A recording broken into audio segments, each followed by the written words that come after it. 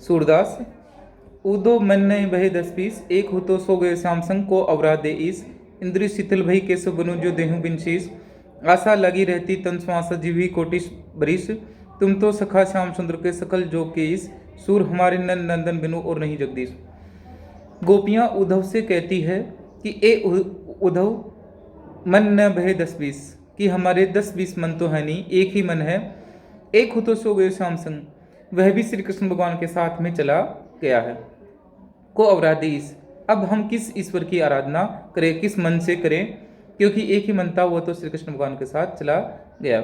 गोपियां उद्धव को उल्लाहना देते हुए कहती है कि तुम हमारी योग साधना को कैसे हम करें, क्योंकि हमारे पास एक ही मन था, वो तो श्री कृष्ण भगवान के साथ चला गया। इंद्रिय शिथिल भई केसु बनु ज्यों देहु बिन शीस। जिस प्रकार सिर के बिना देह का कोई औचित्य नहीं रहता और वह शिथिल होकर निष्क्रिय हो जाती है, उसी प्रकार श्री कृष्ण को देखे बिना हमारी भी इंद्रियां शिथिल हो गई है। आशा लागी रहती तन श्वासा जीवी कोटि वर्ष। श्री कृष्ण भगवान के इंतजार में हमारे मन में, श्वासों में एक ही आशा है कि कभी तो किसी जन्म में दर्शन देंगे, इसलिए यह हमारी आत्मा करोड़ों वर्ष जिएगी। तुम तो सखा श्याम सुंदर के सकल जोग केस।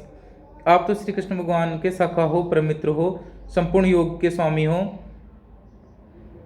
सूर हमारे नंद नंद बिनु और नहीं जगदीश। नंद बाबा के प्रिय पुत्र श्री कृष्ण के बिना हमारा कोई अन्य स्वामी नहीं है जिसको हम अपना मन समर्पित करें। हमारे आराध्य तो श्री कृष्ण ही है और हमारा मन भी उन्हीं पर आश्रित है। निर्गुण कौन देश को बासी, मधुकर कहीं समझाए सोहा दे भूस्ती सांची नहासी। को है जनक को है जननी को नारी को दासी। केसो ब्रन भेष है की ही रस में अभिलासी। पावे को पुण्य किया आपने जो करेगो गासी। सुनत मोन हविरह वावरो सूर मत्ते सूर सबे मति नासी।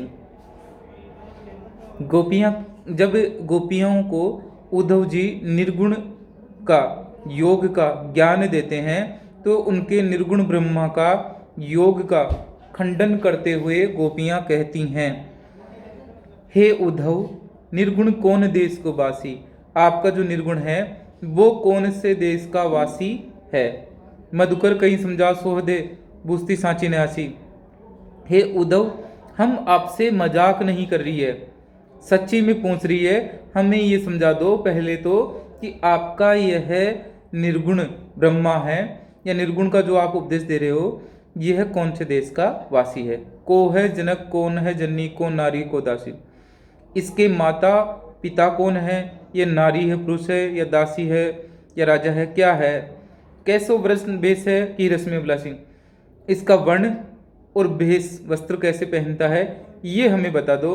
और किही रस्म अभिलाषी, और यह काव्य के कौन से रस का अभिलाषी है, कौन से रस का अभिलाषी है, वो हमें बता दो। पावे को पुनि किया आपने जो करेगो घासी। हे उद्धव, यदि तुम मुझसे घासी कहते झूठ को, यदि तुम मुझसे झूठा मजाक करोगे तो अपने किए हुए पर पछताओगे। इसलिए जो भी बताओ सच्ची बताना कि आपका निर्गुण कौन देश का वासी है, उसके माता पिता कौन है, वह कैसा वर्ण भेष है, कौन से रस का अभिलाषी है। सुनत मौन हवे रहे बावरो। गोपिकाओं की इन बातों को सुनकर जो उद्धव है वो मौन होकर रह गए। सूर सबे मतिनाशी, उसकी पूरी की पूरी जो बुद्धि है वो नष्ट हो गई और वह बुद्धि नष्ट होकर मूर्ख के समान, बावले के समान वहाँ खड़ा हो गया और उसकी योग साधना और निर्गुण ब्रह्मा का ज्ञान बिल्कुल सब का सब नष्ट हो गया।